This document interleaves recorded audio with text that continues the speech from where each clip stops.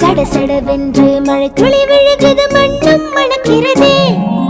குடுகுடுவென்று வெளியில் ஓடிட உள்ளம் துடிக்கிறதே.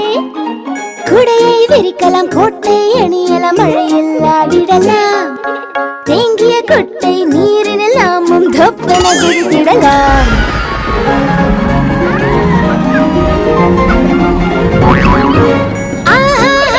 மழையில் நனைந்தால் எத்தனை ஆனந்தமே.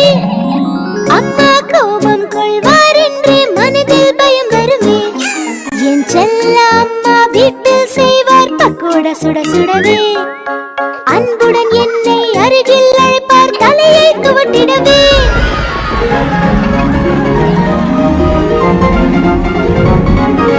கர கர குரலில் தவளைகள் சேர்ந்து